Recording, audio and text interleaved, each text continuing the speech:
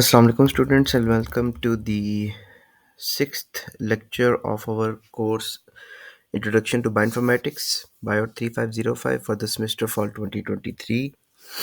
And as we have started in the practical sessions of performing NCBI BLAST for comparing two nucleotide sequences, so here we will be discussing how actually the concepts are underlying between alignment of two sequences. That's what we are calling pairwise sequence alignment.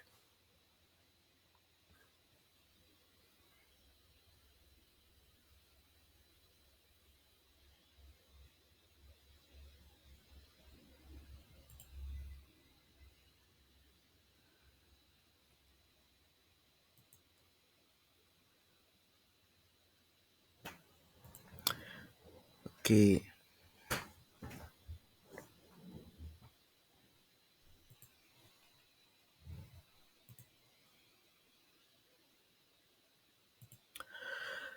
Okay, जब हम बात करते हैं दो sequences की, definitely they belong to the gene और the protein sequence. ठीक है, जब हम उनको किसी भी कंसेप्ट में कंपेयर करने जा रहे हैं तो the question would be comparison कि क्या वो दोनों सीक्वेंसेस लेट से 70% 60% सिमिलर हैं, तो still are they belong to the same category of proteins और जीन्स और नॉट. तो यहाँ पे कंसेप्ट इंट्रोड्यूस किया जा रहा है रिलेटेडनेस का. क्या कहते हैं?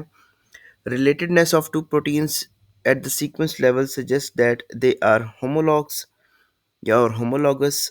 Relatedness suggests that they may have a common functions. तो जब दो सीक्वेंस में कुछ सिमिलैरिटी होगी तो we can say that they too have some aspect of relatedness. और उस रिलेटेडनेस से क्या चीज़ हम डिड्यूस करेंगे कि they may have a common function. ये इंपॉर्टेंट चीज़ है जो हमें सीक्वेंस सिमिलैरिटी के एस्पेक्ट से पता चलती है कि two sequences of either gene or protein, if they have some relatedness in their sequences, they may share some relatedness in their structure and more often in their functions. ठीक है. By analyzing many DNA and protein sequences, it is possible to identify domains or motifs that are shared among a group of molecules. अब हम देखेंगे कि sequences में 100% sequence का comparison होना ज़रूरी नहीं है. There is a region of sequences जो कि कंजर्व्ड होती हैं among various various proteins belonging to the same category of proteins, जहाँ पे आपके पास वो कंजर्व्ड रीजन को हम फिर क्या कहते हैं? Domains and motives.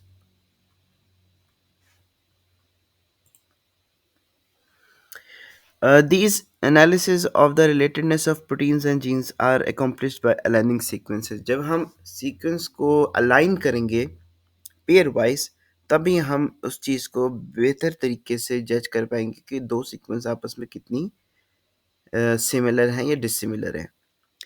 As we complete the sequencing of the genomes of many organisms, the task of finding out how proteins are related within an organism and between organisms become increasingly fundamental to our understanding of life.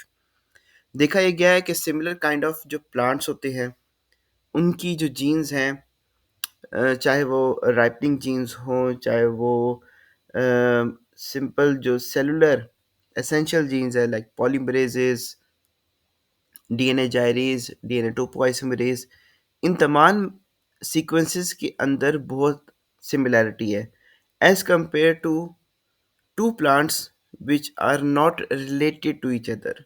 ठीक है, इसी तरीके से fungus हो गया, इसी तरीके से एनिमल्स, इसी तरीके से बैक्टीरिया. तो जब हम किसी दो ऑर्गेनिज्म के फिनोटाइप, उसके मॉर्फोलॉजिकल अपीयरेंस पे सिमिलैरिटी देखते हैं, तो वही सिमिलैरिटी हमें उनके सीक्वेंस, मॉलिक्यूलर सीक्वेंस में भी दिख रही होती है. तो इससे क्या पता चलता है कि हम किसी भी ऑर्गेनिज्म के विद इन जो हमारे पास क्लस्टर ऑफ प्रोटीन्स है या फिर among organism, between two organisms हम कंपैरिजन कर सकते हैं एक मॉलिक्यूलर लेवल पे जाके कि उन ग्रुप ऑफ प्रोटीन्स या उन ग्रुप ऑफ ऑर्गेनिजम्स में कितनी सिमिलैरिटी पाई जाती है। ठीक है। सो ये हमारे पास एक सिमिलैरिटी को, रिलेटेडनेस को मेजर करने का एक स्केल हमारे पास आ गया कि मॉलिक्यूलर सीक्वेंसेस को कंपेयर करके हम हाई लेवल पे ऑर्गेनिजम्स को क्लासिफाई कर सकते हैं।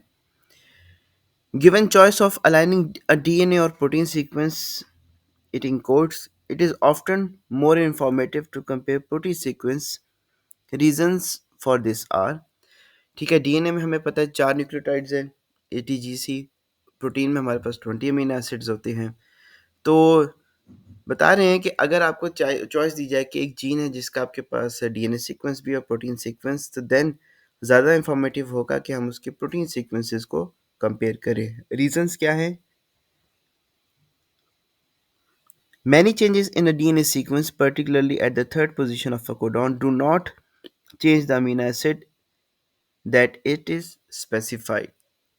Again, go to the 64 codon table which we have studied in the biochemistry course कि आपको याद होगा कि multiple codons code for a same amino acid. So in case अगर डीएनए में कोई चेंज हो रही है तो वी माइट बी वॉन्डरिंग कि it might have some affect in the protein function, लेकिन इन रियलिटी ऐसा नहीं है। ठीक है।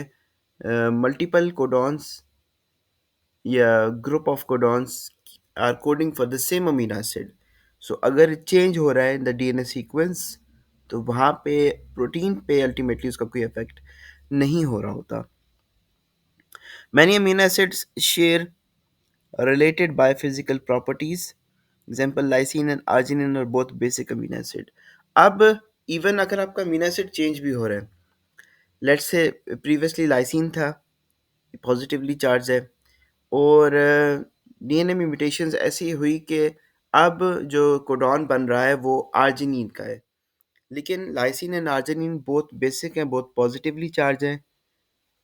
तो प्रोटीन में अगर लाइसिन की जगह आर्जिनिन सब्स्टिट्यूट हो जाता है तो स्टिल प्रोटीन के ओवरऑल स्ट्रक्चर एंड फंक्शन पे कोई ड्रास्टिक इफेक्ट नहीं पड़ेगा। ठीक है। तो इसी तरीके से जो आपके पास अमीनो एसिड्स की 6 कैटेगरीज हैं, positively charge, negatively charge, polar, non polar, aliphatic, aromatic, तो ये जो कैटेगरीज हैं इनमें डिफरेंट अमीनो एसिड्स पाए जाते हैं, और एक अमीनो एसिड अगर दूसरे अमीनो एसिड से सब्स्टिट्यूट हो रहा है तो देखा ही गया कि ओवरऑल प्रोटीन के स्ट्रक्चर एंड फंक्शन पे इतना ड्रास्टिक इफेक्ट नहीं होता। तो ये चेंजेस इवन आपके डीएनए में पाई जा रही हैं, लेकिन ओवरऑल इनके प्रोटीन पे कोई इफेक्ट नहीं हो रहा। Important relationships between related but mismatched amino acids in an alignment can be accounted for using scoring systems. ठीक है, इसके बावजूद भी अमीनो एसिड अगर सब्स्टिट्यूट हो रहे हैं, ठीक है, अगर लाइसिन से आर्जिनिन पॉजिटिवली पॉजिटिवली या लाइसिन से ग्लूटामेट सब्स्टिट्यूट हो रहा है, एक पॉजिटिव से नेगेटिव, अब there must be a scoring system जो लाइसिन से आर्जिनिन के अगर सब्स्टिट्यूशन है तो उसको कम पेनल्टी लगाए, और लाइसिन से अगर ग्लूटामेट सब्स्टिट्यूट हो रहा है तो वहाँ पे उसको ज़्यादा पेनल्टी लगाए। स्कोरिंग ऐसी होनी चाहिए कि वो हर अमीनो एसिड या पेयर ऑफ अमीनो एसिड की जो सब्स्टिट्यूशंस हैं उसका ओवरऑल सिनेरियो देखे कि प्रोटीन के स्ट्रक्चर या फंक्शन पे क्या इफेक्ट पड़ रहा है। DNA sequences are less informative in this regard. Protein sequences comparisons can identify homologous sequences while the corresponding DNA sequence comparisons cannot. जब हम बात करते हैं conserved regions, domains and motif, again वो चीज़ें हमें ऑब्जर्व होंगी इन द प्रोटीन सीक्वेंस, ना कि डीएनए में। डीएनए में again there is a different combination of A T G and Cs, तो वहाँ से एक मीनिंगफुल इंफॉर्मेशन हमें मिलना कम चांसेस है as compare to the protein sequence. When a nucleotide coding sequence is analyzed, it is often predictable to study it's translated protein. जब हम किसी कोडिंग सीक्वेंस की बात करेंगे न्यूक्लियोटाइड की, तो वहाँ पे मोस्टली हम उसके कोडिंग सीक्वेंस यानी कि जो एक्सप्रेस प्रोटीन सीक्वेंस है हम उसको कंपेयर कर रहे होंगे। We can move easily between DNA and protein. For example, T-Blast10 tool from NCB Blast allows related proteins derived from a DNA sequence to be searched for with a protein sequence. अब बता रहे हैं कि T blast 10 में क्या होगा कि DNA sequence को हम सर्च कर रहे हैं एज कंपेयर किया जा रहा है विद द प्रोटीन सीक्वेंस। तो ये जब हमने लास्ट हमने लैब ली थी ब्लास्ट एनसीबी ब्लास्ट टूल की, तो उसमें देखा था कि एक तो न्यूक्लियोटाइड ब्लास्ट हमने परफॉर्म किया, एक प्रोटीन ब्लास्ट है, इसके अलावा टी ब्लास्ट 10 और ब्लास्ट एक्स। जब आपके पास क्वेरी और सब्जेक्ट सीक्वेंस डिफरेंट होते हैं तो उसमें हम ये वाले टूल्स को यूज़ करते हैं। The query option is accomplished by translating each DNA sequence into all of its six proteins that it potentially encodes.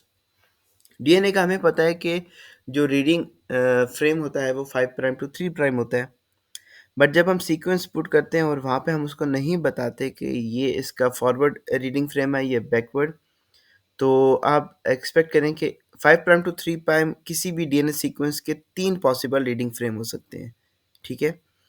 और इसी तरीके से उसी का रिवर्ट बैक अगर 3 प्राइम टू 5 प्राइम किया जाए, तो वहाँ पे आपके पास अगेन 3 पॉसिबल रीडिंग फ्रेम्स हो जाएंगे।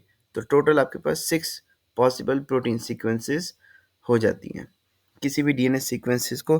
तो वो डीएनए सीक्वेंस को क्या करेगा कि 6 पॉसिबल रीडिंग फ्रेम्स में ट्रांसलेट करेगा एंड देन उसको प्रोटीन डाटाबेसेस में कंपेयर करेगा 6 की 6 सीक्वेंसेस को। तो इसका मतलब कि टी ब्लास्टन में अगर आप एक डीएनए सीक्वेंस डाल रहे हैं तो वो 6 टाइम्स ब्लास्ट भी रन करेगा। अगर 2 डीएनए सीक्वेंसेस हैं तो 12 टाइम्स ब्लास्ट भी रन किया जाएगा। Comparison of nucleotide sequences is also important, ठीक है? अब हम बात करेंगे कि प्रोटीन अलाइनमेंट की तो हमने बात कर ली, न्यूक्लियोटाइड में कंपेयर करने में क्या इसके सिग्निफिकेंस है।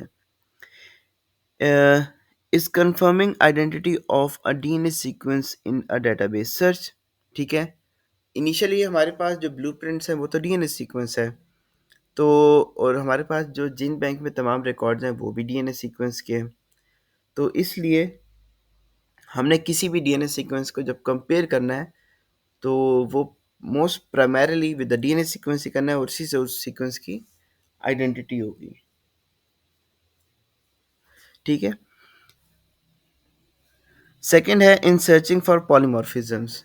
डीएनए में हमने पढ़े हैं different kinds of polymorphisms like single nucleotide polymorphism, इसके अलावा variable number of tandem repeats है, फिर सैटेलाइट रीजन्स हैं जिसमें हमारे पास साइंस आ जाती है, लाइंस सीक्वेंसेस हैं, लॉन्ग इंटरस्पर्स्ड न्यूक्लियोटाइड सीक्वेंसेस और शॉर्ट इंटरस्पर्स्ड न्यूक्लियोटाइड सीक्वेंसेस। ये डिफरेंट पैटर्न्स हमें पाए जाते हैं इन द डीएनए, जो कि डेफिनेटली हमें polymorphism at the protein level नहीं दिख रही।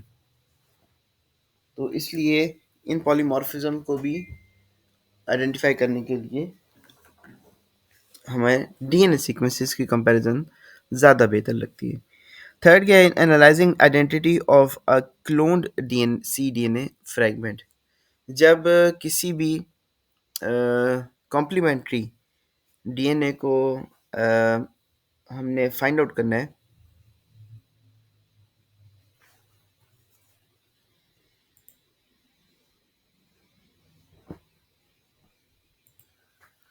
तो वहाँ पे भी वो सीक्वेंस जो हमने कॉम्प्लीमेंट्री डीएनए बनाया है, तो that is also in the DNA level, तो इसलिए उसकी भी आइडेंटिटी को फाइंड आउट करने के लिए। फोर्थ है इन कंपेयरिंग रेगुलेटरी रीजन्स, ठीक है?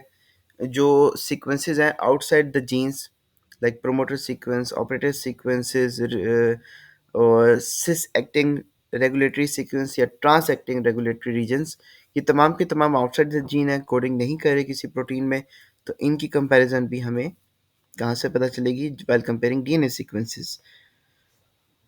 तो ये चीज़ें इंपॉर्टेंट हैं when we are trying to compare two DNA sequences.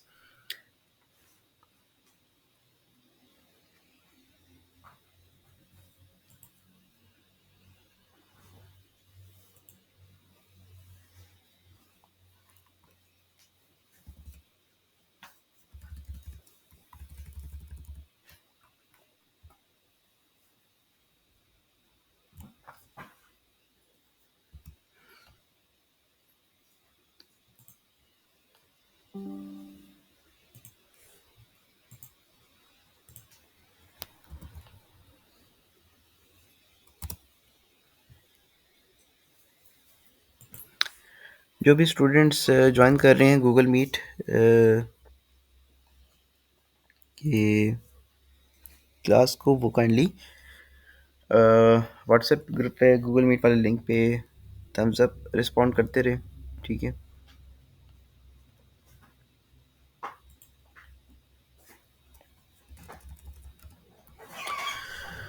अच्छा, अब अगेन हमारे पास new terminologies: homology, similarity and identity. Two sequences are homologous if they share a common evolutionary ancestry. There are no degrees of homology. Sequences are either homologous or not. ठीक है।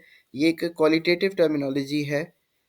दो sequence के दरमियान में homology को define करने के लिए। तो ये हमारे पास होमोलॉजी है या नहीं, इसी तरीके से हम कहेंगे homologous proteins always share a significant related three-dimensional structure.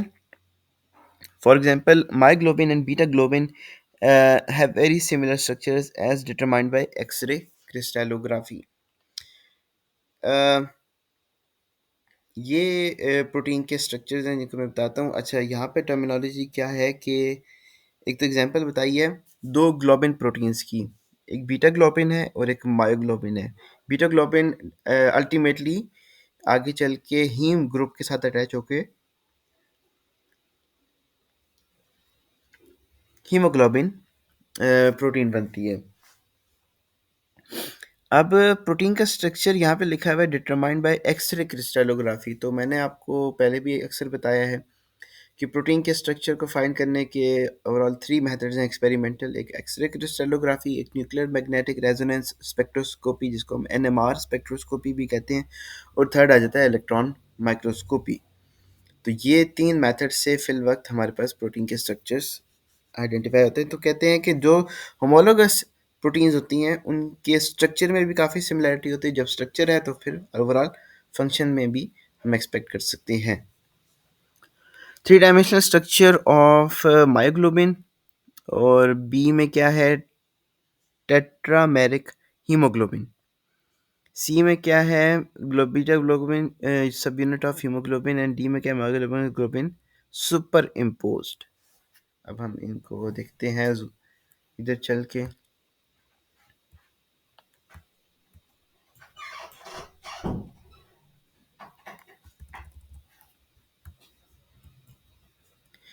ठीक है, एक हमारे पास ह्यूमन मायोग्लोबिन का स्ट्रक्चर है। आगे देखें, इसकी आईडी लिखी हुई है 3RGK। ये कौन सी आईडी है? PDB ID. कैसे पहचान हुई? हमने पढ़ा था पीडीबी का जो एक्सेशन नंबर होता है वो अल्फ़ा 4 डिजिट अल्फ़ा न्यूमेरिक होता है। यकीनन यहाँ पे हम प्रोटीन के स्ट्रक्चर की बात कर रहे हैं तो उसके साथ साथ हमें उसकी पीडीबी आईडी ही मिलेगी। अब यहाँ पे ये जो हमें दिख रहे हैं cylinders, these are actually alpha helices. और इसका मैंने क्या बताया था, these are the pillars of the proteins. तो इन पिलर्स को सिमिलैरिटी पे हम देखेंगे दो प्रोटीन्स के आपस में कंपैरिजन। और ये हमारे पास टेट्रामेरिक ह्यूमन हीमोग्लोबिन है। अगेन उसका आगे 2H3S पीडीबी है। इसमें से हमने एक मोनोमर को कंसीडर किया, एक सब यूनिट को। ठीक है। और इस सब यूनिट को जब हमने पेयर वाइज अलाइन किया with the structure of this myoglobin, तो देखा ही गया कि ये जो हमें स्ट्रक्चर है ये बहुत ही अच्छे से सुपर इम्पोज हो गए। जहाँ पे अल्फ़ा हेलिसेस मायोग्लोबिन की हैं, वहीं पे ही एक्चुअली बीटा ग्लोबिन की भी अल्फ़ा हेलिसेस एग्जिस्ट कर रही हैं। ठीक है। So this is actually comparison in the protein structure which we are studying.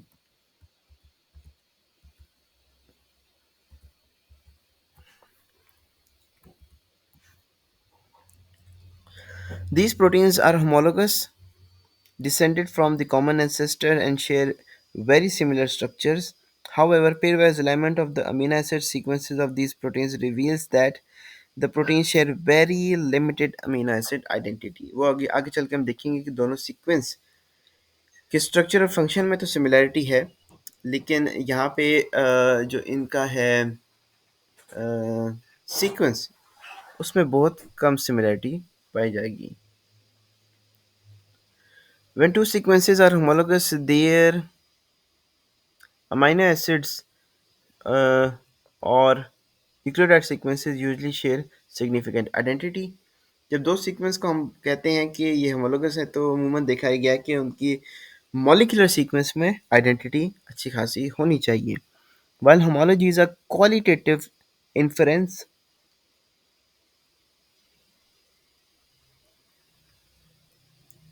sequences are homologous or not. Identity and similarity are quantities that are describe the relatedness of sequences. Two molecules may be homologous without sharing statistically significant sequence identity।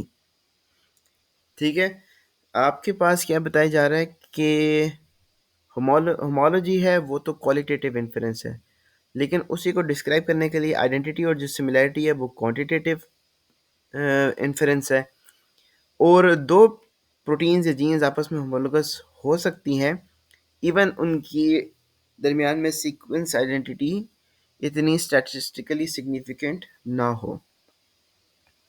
So proteins that are homologous may be orthologous or paralogous. Orthologs are homologous sequences in different species that arose from a common ancestral gene during speciation. Orthologs are presumed to have similar biological functions. Orthologs क्या है? DNA polymerase of similar kind of plants। DNA polymerase की gene या protein of bacillus सब्टिलस या bacillus अमाइगडालस। ठीक है, तो एक gene from related species जब हम बात करेंगे तो उनको उसको हम ऑर्थोलॉग्स कहेंगे। Where the homology is the result of speciation, so that the history of the gene reflects the history of the species. For example, a hemoglobin in man and mouse. The genes should be called orthologous. Ortho means exact. Paralogs क्या है और homologous sequences that arose by a mechanism such as gene duplication within the organism, within the Homo sapiens. We have different kinds of DNA polymerases, alpha, beta, gamma, epsilon। ठीक है, इसी तरह bacteria में we have DNA polymerase 1, 2 and 3। So within the species, within an organism जो आपके पास different similar kind of proteins पाई जाएंगी उनको हम पैरालॉग्स कहेंगे। और अमंग डिफरेंट स्पीशीज जो एक सिमिलर काइंड ऑफ जीन्स पाई जाती हैं उनको हम ऑर्थोलॉग्स कहेंगे। Where the homology is the result of gene duplication, so that both are descended side by side during the history of an organism. For example, alpha and beta hemoglobin, the genes should be called paralogs within the uh, species like homo sapiens. हमारे पास alpha haemoglobin भी है, beta haemoglobin भी है, तो इन दोनों proteins या jeans को हम पैरालोगस या पैरालॉग्स कहेंगे। Orthologs and paralogs do not necessarily have the same function.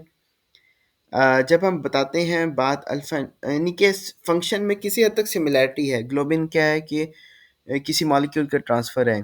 DNA polymerase क्या है? डीएनए की एक्सटेंशन। लेकिन DNA polymerase alpha beta gamma हर का कुछ ना कुछ फंक्शन में डिफरेंट है। बिल्कुल एग्जैक्टली 100% सिमिलैरिटी नहीं होगी इन फंक्शंस, लेकिन they might be sharing some aspect of their function.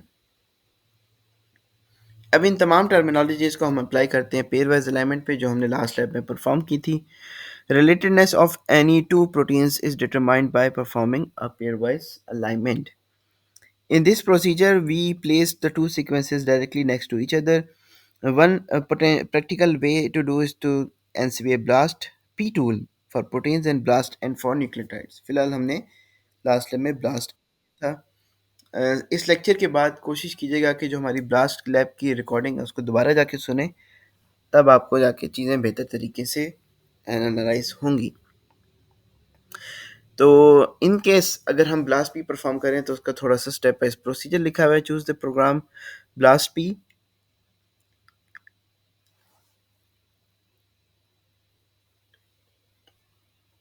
for comparison to two proteins. Check the box align two or more sequences. Enter the sequence or their accession numbers. Here we use the sequence of human beta globin in the FASTA format, and for myoglobin we use the accession number.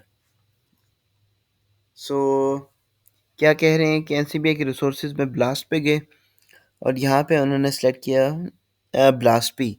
ये previous काफ़ी अर्सा पहले का screenshot है। अब हमारे पास जो blast का web page है वो डिफरेंट है, बट यहीं से हम ब्लास्ट एंड ब्लास्ट पी को भी एक्सेस कर सकते थे। अब हम डिफरेंट तरीके से उसको एक्सेस करते हैं। नेक्स्ट क्या किया जा रहा है, कोशिश करता हूँ मैं इसको जूम इन करके दिखाऊं। ब्लास्ट के पेज पे लास्ट टाइम तो हम गए थे अपनी लैब में ब्लास्ट एंड पे, यहाँ पे वो बता रहे हैं ब्लास्ट पी पे। एंटर क्वेरी सीक्वेंस इन्होंने फास्टा फॉर्मेट की सीक्वेंस रखी है। लिखा हुआ है एंटर एक्सेशन नंबर या जीआई या फास्टर सीक्वेंस। तो इन्होंने प्रेफर किया फास्टर सीक्वेंस, किसकी, बीटा ग्लोबिन ऑफ होमोसेपियंस। इसके बाद इन्होंने चेक किया अलाइन टू और मोर सीक्वेंस। जब हम पता है कि किसी भी दो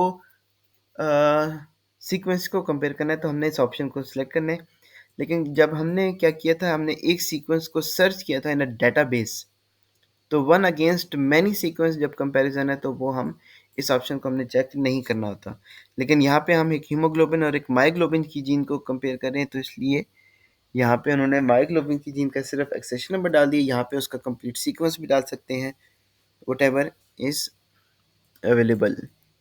और ब्लास्ट सेलेक्टेड है, देन उन्होंने यहाँ पे जो चेक बॉक्स है इस पे लाजमी क्लिक कर लिया करें। इससे क्या होता है कि आपके पास जो भी रिजल्ट्स हैं वो न्यू उसमें अपीयर होते हैं।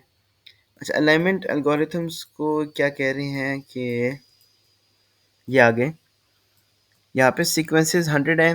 मैंने बताया हुआ है कि अगर 100 में आपको आपके डिजायरेबल रिजल्ट्स नहीं मिल रहे तो आप इसको 250, 500, 1000, 5000 तक लेके जा सकते हैं। एक्सपेक्ट थ्रेशोल्ड फिलहाल यहाँ पे 10 है, इसको मजीद कम भी कर सकते हैं। वर्ड साइज 3 है, यानी वर्ड साइज क्या कहता है कि 3 पेयर के अमीनो एसिड्स को कंपेयर किया जाए। स्कोरिंग मैट्रिक्स यहाँ पे फ़िलहाल क्या इन्होंने सेलेक्ट किया है, ब्लॉसम 45। स्कोरिंग मैट्रिक्स को हम देखेंगे कि इनका क्या मतलब है। फ़िलहाल ये देख लें कि लाइक आपके पास डिफरेंट स्कोरिंग होती है when we are playing test match and one day international and T20। तो इसी तरीके से सिमिलर ग्राउंड है, सिमिलर प्लेयर्स हैं, स्ट्रेटजी चेंज हो जाती है, ठीक है। तो इसी तरीके से ये स्कोरिंग मैट्रिक्स भी डिफरेंट पैरामीटर्स को एनालाइज कर रहा होता है।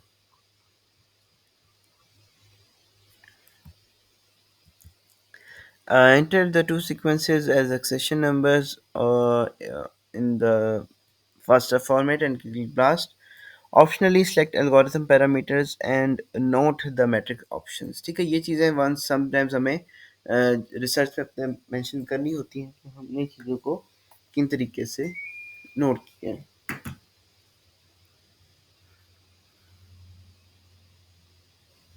फिर हमने फाइनली ब्लास्ट के ऑप्शन पे क्लिक कर लेंगे।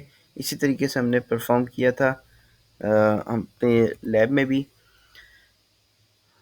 PAM 250 scoring matrix, you can change gap creation and extension penalty. Other parameters you can change such as the word size, expect value, filtering and drop off values। ठीक है, ये तमाम parameters हम कोशिश यही करते हैं कि जब भी ब्लास्ट रन करें तो डिफ़ॉल्ट रहें और इनको हमें चेंज ना करना पड़े।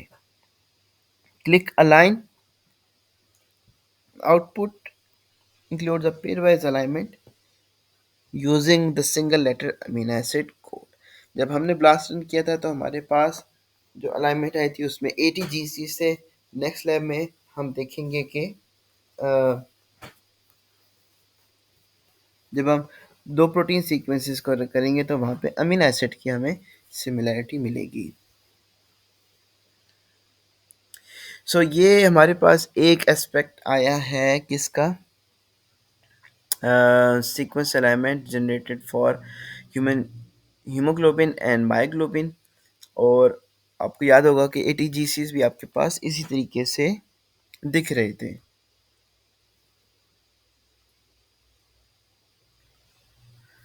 यहाँ पे देखें कि सबसे ऊपर स्कोर है, देन एक्सपेक्ट वैल्यू यहाँ पे कितनी लिखी हुई है 1e-9। ये 1e-9 का मतलब है 1 × 10 रेज टू द पावर -9। और इसको अगर हम इन डिजिट्स लिखेंगे तो वो हो जाएगा 0.0000000001। ठीक है, सो इट मीन्स कि ये जो 1e के बाद वैल्यू है -9, ये अगर हम लिखें -10 तो ज़्यादा छोटी वैल्यू हो जाएगी -10, क्योंकि उसमें एक एडिशनल हमारे पास ज़ीरो ऐड हो जाएगा। सो 1e-3 या 1e-10, इनमें से छोटी वैल्यू कौन सी होगी? -10, क्योंकि 1e-3 हो जाएगा 0.0001 और 1e-10 हो जाएगा 0.000000000001। ठीक है, तो ज़्यादा छोटी वैल्यू डेफिनेटली विल बी जो 1e-10 वाली है। मेथड कंप्यूटेशनल बेस्ड मैट्रिक्स है। हमारे पास आइडेंटिटीज कितनी है? 37 आउट ऑफ 145। पॉजिटिव्स कितने हैं? 57 आउट ऑफ 145। और गैप्स भी दो इंट्रोड्यूस हुए हैं। अब मैं आपको बताता हूँ कि सिमिलैरिटी और यहाँ पे आइडेंटिटी किस चीज़ को कह रहे हैं।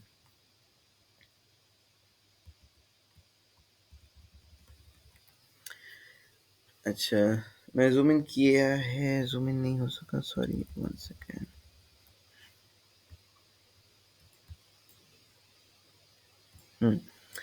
क्वेरी सीक्वेंस जो थी हमारी कौन सी थी? Human haemoglobin. और सब्जेक्ट सीक्वेंस में मायोग्लोबिन है। क्वेरी सीक्वेंस के पहले 3 अमीनो एसिड और सब्जेक्ट के पहले 2 अमीनो एसिड आपस में अलाइन नहीं हो सके, इसलिए वो इस अलाइनमेंट में शो नहीं है, तभी इसको हम लोकल अलाइनमेंट कहते हैं। फोर्थ रेजिड्यू ऑफ हीमोग्लोबिन जो कि ल्यूसीन है, और थर्ड रेजिड्यू ऑफ हीमोग्लोबिन जो कि अगेन ल्यूसीन है, ये एग्जैक्टली मैच कर गए हैं, इसलिए इनको हम कहेंगे आइडेंटिटी। इसके बाद देखें, फिफ्थ अमीनो एसिड हीमोग्लोबिन में कौन सा? थ्रियोनिन। जबकि fourth amino acid in myoglobin है सीरीन। अब थ्रियोनिन और serine belongs to the same class of amino acid, they are although different, mismatch है, बट सिमिलर अमीनो एसिड है, इसलिए यहाँ पे पॉजिटिव साइन होगा। सो अब आप देखें कि ओवरऑल आपको और जो थर्ड है वो है प्रोलीन और ये है स्पार्टेट। तो ये totally they belong to different categories of amino acid. तो इन्हीं तीन पे आप देख लें कि ये मिसमैच है, total non identical, non similar. ये आपके पास सिमिलर सब्स्टिट्यूशन है लेकिन आइडेंटिकल नहीं है, और ये आपके पास आइडेंटिकल सब्स्टिट्यूशन है। तो क्या कह रहे हैं कि इन दो सीक्वेंसेस में टोटल 145 रेजिड्यूज को मैच किया गया है, जिसमें से 37 ऐसे हैं जो कि आइडेंटिटी हैं। यानी कि जो दरमियान वाली लाइन है जिसमें ये एरो बना हुआ है, इसमें से हम अगर अल्फ़ाबेट्स को काउंट करेंगे, क्वेरी में भी ई, सब्जेक्ट में भी, इसलिए यहाँ पे ई, तो ये हमारे पास टोटल 37 हो जाएंगे।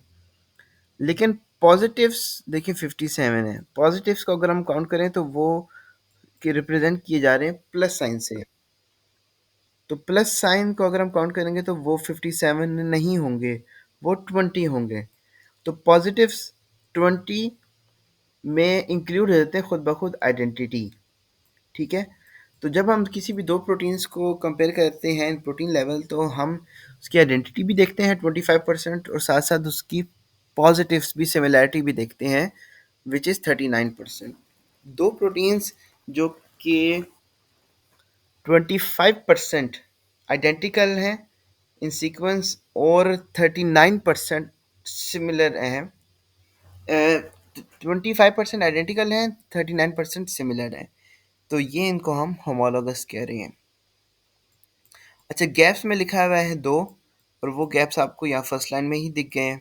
ठीक है, फर्स्ट लाइन में आप देखें कि क्वेरी सीक्वेंस में हमारे पास एक ये पैच जो अच्छा खासा मैच हो रहा है, एक ये पैच अच्छा खासा मैच हो रहा है, इसके दरमियान में ये जो है DIPGHGQ, इसकी जगह हीमोग्लोबिन में क्या है, DEVGG।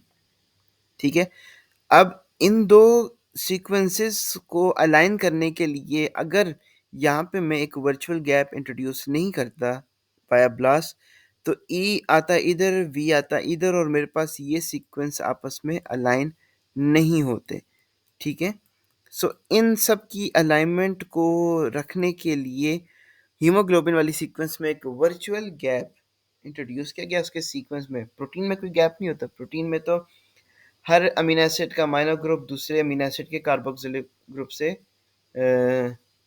एक पहले अमीनो एसिड का कार्बोक्सिलिक ग्रुप दूसरे अमीनो एसिड के अमीनो ग्रुप के साथ अटैच्ड है, पेप्टाइड बॉन्ड बनाए हुए हैं।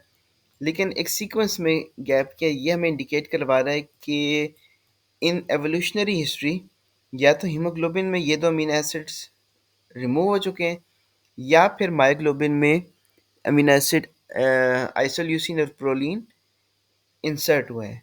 तो मॉलिक्यूलर बायोलॉजी में आप लोगों ने पढ़ा होगा इंसर्शंस एंड डिलीशंस, वो कंसेप्ट यहीं पे है। अब दो अमीनो एसिड की बात हो रही है तो कितने न्यूक्लियोटाइड की बात होगी, कम से कम 6 न्यूक्लियोटाइड। 6 न्यूक्लियोटाइड, क्योंकि एक amino acid is coded by 3 nucleotides, एक कोडॉन। तो 6 न्यूक्लियोटाइड या तो हीमोग्लोबिन से डिलीट हुए हैं या फिर मायोग्लोबिन में इंसर्ट हुए।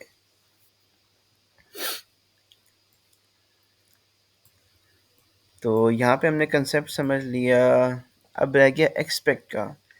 अच्छा, एक्सपेक्ट की वैल्यू जितनी छोटी होगी उतना हम समझेंगे कि हमारा रिजल्ट अच्छा है। एक्सपेक्ट क्या चीज़ होती है, ठीक है। एक्सपेक्ट ये होती है कि आपके इसको मैं बताता हूँ क्लास में कि अ, आप किसी बिल्डिंग की छत पे खड़े हुए हैं, ठीक है। आपके सामने डिफरेंट बिल्डिंग्स नज़र आ रही होंगी, शॉपिंग प्लाजाज होंगे, घर होंगे, रोड होंगी, ब्रिज होंगे, बंदे चल रहे होंगे, डिफरेंट चीज़ें। अब आप एक जस्ट एक ओवरव्यू लेंगे तो आपको ये सब चीज़ें नज़र आ रही हैं, ठीक है।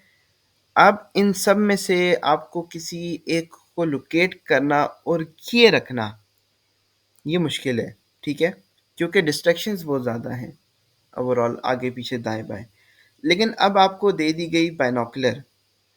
अब बाइनोकुलर से आपका विजन तो बहुत कंस्ट्रिक्टेड हो गया, लेकिन क्या है कि अब आप अपने किसी भी डिज़ायर्ड ऑब्जेक्ट को लोकेट करके उसको बेहतर तरीके से विजुलाइज कर सकते हैं।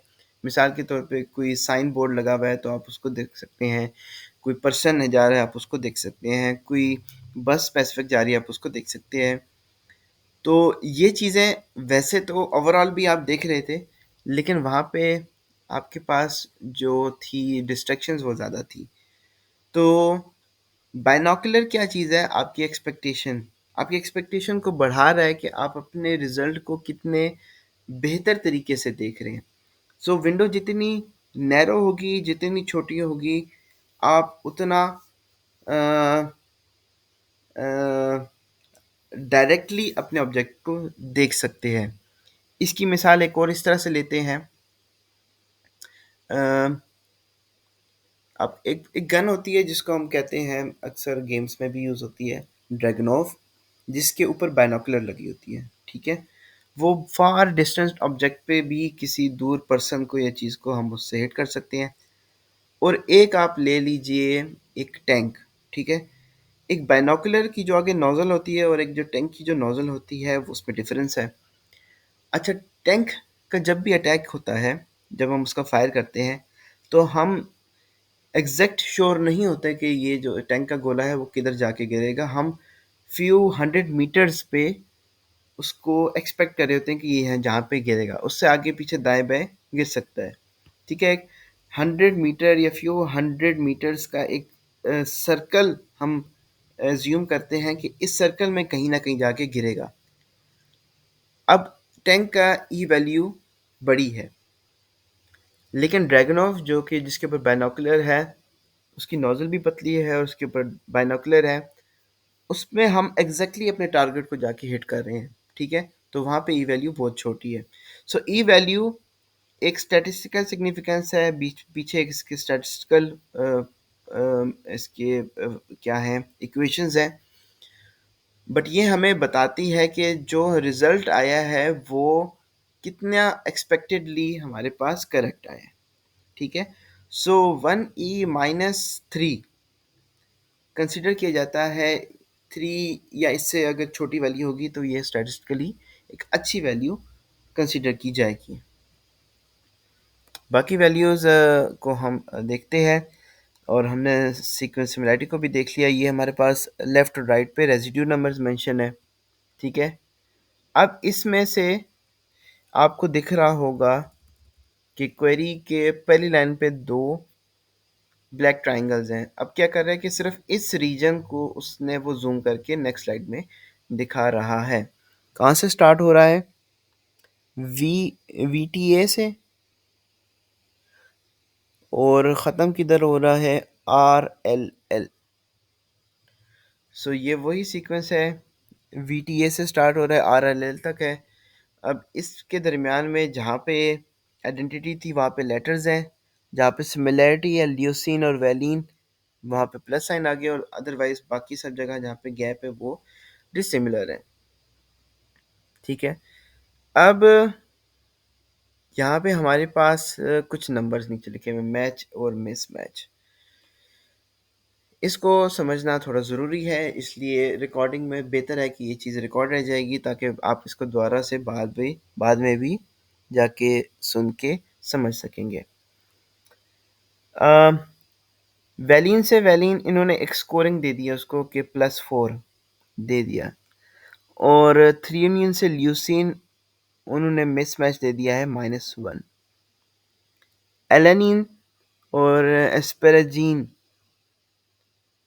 ये एक ज़्यादा ख़तरनाक किस्म की मिसमैच है, इसलिए इसको उन्होंने ज़्यादा -2 मिसमैच दे दिया है।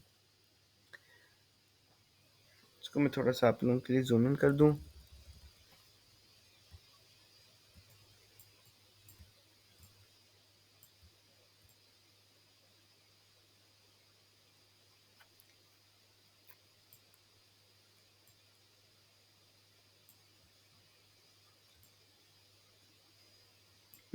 ठीक है। नेक्स्ट क्या है? ल्यूसीन और valine. Either both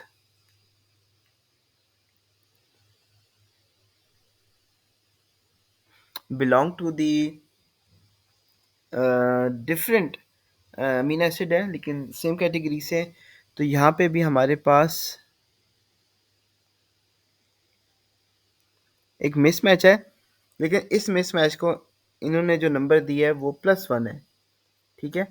next tryptophan. Tryptophan, अब ट्रिप्टोफैन एक बल्कि अमीनो एसिड है, इसका काफ़ी साइज ज़्यादा होता है, इसके बड़े फंक्शंस होते हैं। तो अगर दोनों सीक्वेंस में ट्रिप्टोफैन एक ही जगह पे पाए जा रहे हैं, इट मीन्स कि यहाँ पे इसका कोई बड़ा ख़ास फंक्शन होगा है। इसीलिए वैलीन से वैलीन वैलीन वैलीन दोनों में है, इसलिए उसको इतने मार्क्स नहीं मिले जितने ट्रिप्टोफैन ट्रिप्टोफैन को 11 मार्क्स मिल गए हैं। ठीक है। ये दो लाइनों में इसलिए लिखा हुआ है कि यहाँ पे जगह चूँकि उस तरह से नहीं है, तो इसलिए उन्होंने, अब जैसे ग्लाइसिन ग्लाइसिन अगेन इतना इंपॉर्टेंट नहीं है, तो इसको 6 मार्क्स हैं। फिर lysine lysine 5 marks, valine valine 4 marks. अब एक मिसमैच आ गया, एस्पेराजीन और ये हमारे पास हो जाएगा या ग्लूटामीन से ग्लूटामेट, इसको इन्होंने 0 दे दिया, क्योंकि both belong to the same. Again एक हमारे पास न्यूट्रल अमीनो एसिड है और एक नेगेटिवली चार्ज, लेकिन दोनों के दरमियान में फिजिकल जो डिफरेंस है वो जस्ट एक कार्बोक्सिलिक ग्रुप का है। ठीक है। ग्लूटामीन पे कार्बोक्सिलिक ग्रुप आ जाता है तो ग्लूटामेट बन जाता है। तो इसलिए इस मिसमैच को उन्होंने ना कोई पॉजिटिव स्कोर दिया ना नेगेटिव दिए। सिमिलरली वैलीन और एलेनिन, इसको भी मिसमैच को 0 स्कोर दिया है। Then D D glutamate glutamate positive 6 score. अब इनको अगर मैं सम ऑफ मैचेस को काउंट करूं, तो मेरे पास बनता है 60। अब यहाँ पे चूंकि वैल्यूज डेसिमल्स में नहीं लिखी हुई, इनके डेसिमल्स भी स्कोरिंग होती हैं, तो वो कह रहे हैं राउंड ऑफ करके 61 कर दिया है। और मिस मैचेस मेरे पास -13 है। इसको अगर जिसमें काउंट कर लूँ, -1, -3, -2, -4, -7, -9, -13, ठीक है। और जब मैं इनको काउंट करूँगा तो मेरे पास डेफिनेटली जो टोटल बनना चाहिए वो बनेगा 60 का। अच्छा, गैप। गैप क्या चीज़ है? यहाँ पे दो गैप्स इंट्रोड्यूस हैं डी के बाद। पहला जो गैप है उसको दिया है -11, और सेकंड गैप को -2। इसको कहते हैं गैप ओपनिंग पेनल्टी -11 को, और गैप एक्सटेंशन पेनल्टी -2 को। मॉलिक्यूलर बायोलॉजी में आपने पढ़ा होगा निक फॉर्मेशन, ठीक है। डीएनए के बैकबोन में कौन सी बॉन्ड होते हैं? फॉस्फोडाइस्टर बॉन्ड, जो कि काफ़ी एक मजबूत बॉन्ड होता है। तो फॉस्फोडाइस्टर बॉन्ड को ब्रेक करना is not an easy task, ठीक है। तो इसलिए अगर by any means phosphodiester bond break हो रहा है और वहाँ से कुछ न्यूक्लियोटाइड्स रिमूव हो रहे हैं या इंसर्ट हो रहे हैं, तो इसको ओवरऑल हम स्कोरिंग में एक अच्छी खासी बड़ी पेनल्टी देते हैं। लेकिन एक न्यूक्लियोटाइड का निकलने के साथ साथ पीछे पीछे एक निक बन गया, अब दूसरा न्यूक्लियोटाइड भी निकल रहा है, तो उस सेकंड न्यूक्लियोटाइड के निकलने को हम कम पेनलाइज करेंगे, क्योंकि ज़्यादा पेनल्टी हमने फर्स्ट वाले को कैंसिल कर दी है, ठीक है। इसकी मिसाल ऐसे भी दें कि आपने देखा होगा कि जो सूती कपड़ा होता है, उसको जब हमने हाथों से अलग करना होता है, चिरना होता है, तो जो पहला कट लगता है वो काफ़ी मुश्किल लगता है, ठीक है। और वंस एक लीनियर कट फॉर्म हो जाता है, फिर हम इजीली उसको सेपरेट आउट कर सकते हैं by extending over both hands. Similarly जो पेपर होता है, पेपर को अगर हमने प्रॉपरली दो इक्वल हाफ में करना होता है, तो हम उसको एक इम्प्रेशन से बनाते हैं दरमियान में फोल्ड करके, और फिर पहला जो कट है उसका हमने प्रिसाइज रहना होता है कि जो पहला कट इनिशिएट हो रहा है वो बिल्कुल उसी फोल्डेड इम्प्रेशन पे बने। और अगर वो पहला कट ठीक हो जाता है, फिर हम इजीली दोनों पेजेस जो पार्ट्स होते हैं उसको सेपरेट आउट कर देते हैं, और वहाँ पे इक्वली स्ट्रेट लाइन में पेपर कट जाते हैं। तो सीक्वेंस में भी जो गैप ओपनिंग पेनल्टी है वो हमेशा ज़्यादा होगी as compare to gap extension penalty. Total raw score इन्होंने कैसे किया? 61 -13 -13 से 35। तो इस पर्टिकुलर रीजन का जो हमारे पास स्कोर आ जाता है वो 35 आ जाता है। यहीं पे हमारे पास आइडेंटिटीज़ कितने हैं? 11 है, जो हमारे सिंबल्स नज़र आ रहे हैं। पॉजिटिव्स 12, एक यानी कि इसमें पॉजिटिव ऐड हो गया, तो पॉजिटिव्स हमारे पास सिमिलर प्लस आइडेंटिकल दोनों हो जाते हैं। और गैप्स हमारे पास दो हैं, ठीक है।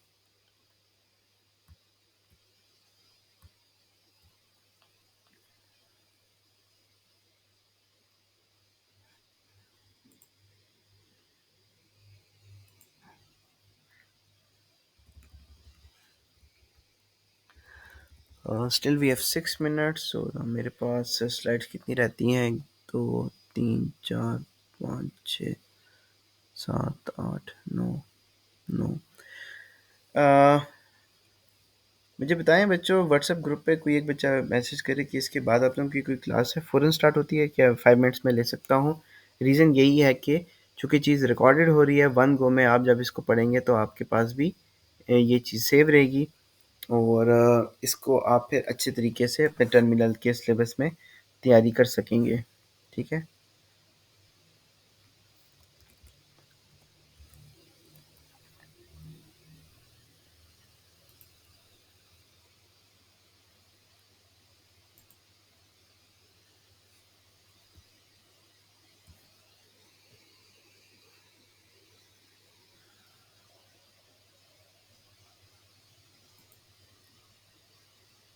कुछ स्टूडेंट व्हाट्सएप ग्रुप पे बता दें कि क्लास के हवाले से साइकोलॉजी की क्लास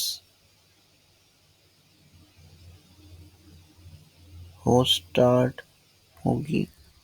अच्छा ठीक है, चलें, I will try to wind up. बाकी बच्चों आपने अटेंडेंस लगा दी है, ठीक है। तो फ़िलहाल 34 अटेंडेंसेस है, लेकिन बच्चे मेरे पास 30 प्रेजेंट है। तो ऐसे तो नहीं करें।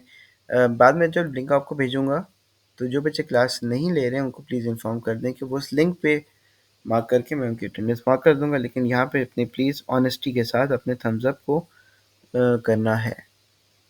तो फ़िलहाल 5 मिनट है मेरे पास, मैं क्लास को जारी रखता हूँ।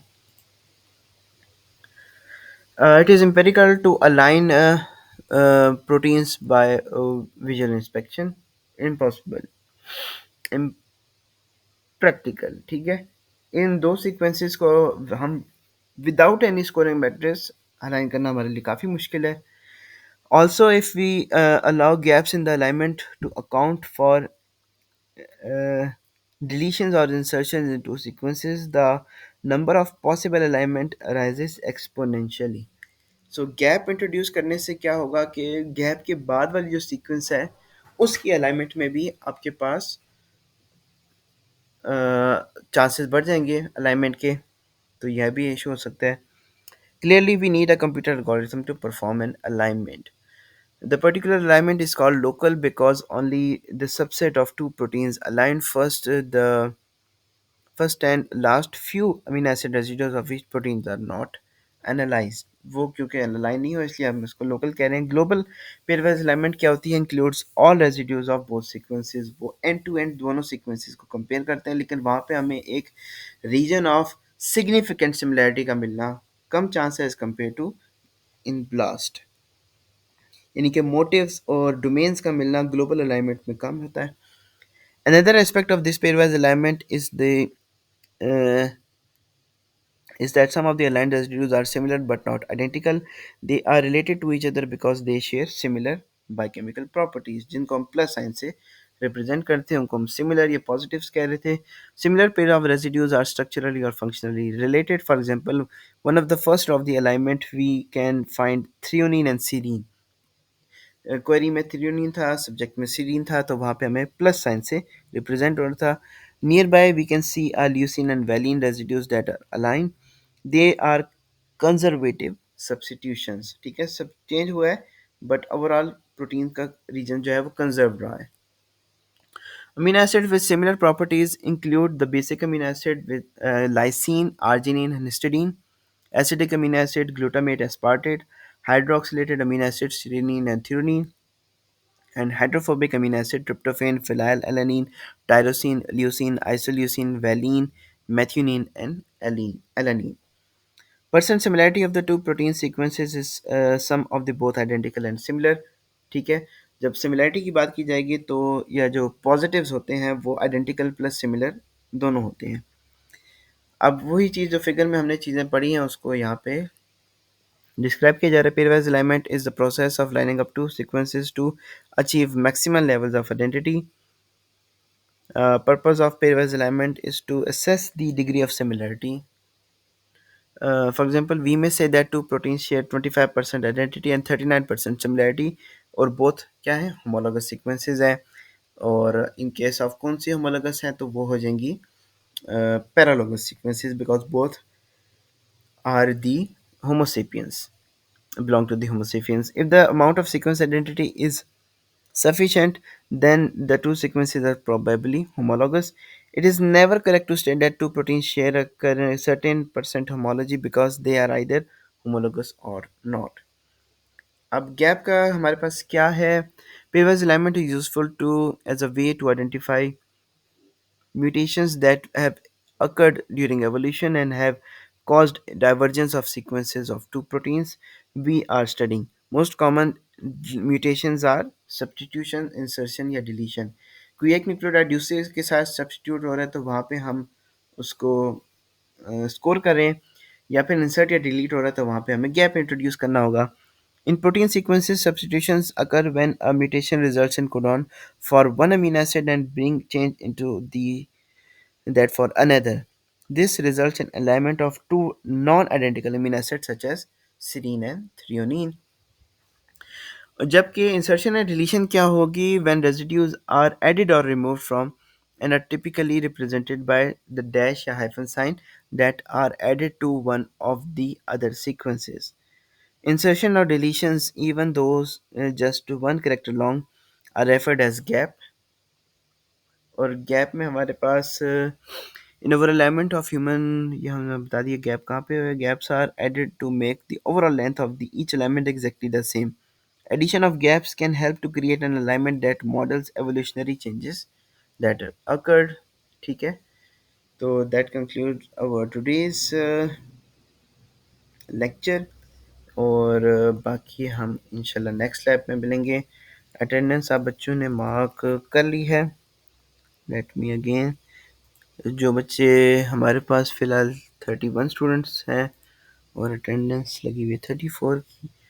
ठीक है, प्लीज़ जो 3 स्टूडेंट्स जो गूगल मीट पे नहीं है उनको बता दीजिएगा कि जब मैं लिंक शेयर करूँगा उस पे वो अटेंडेंस मार्क करके देन अपनी अटेंडेंस को मार्क करा दीजिए. बाकी हमारे बच्चे हैं अराउंड 11 10-11 बच्चे, वो भी इस गूगल लिंक जो रिकॉर्डिंग है उस पे जाके अपनी अटेंडेंस को मार्क करवा दीजिएगा.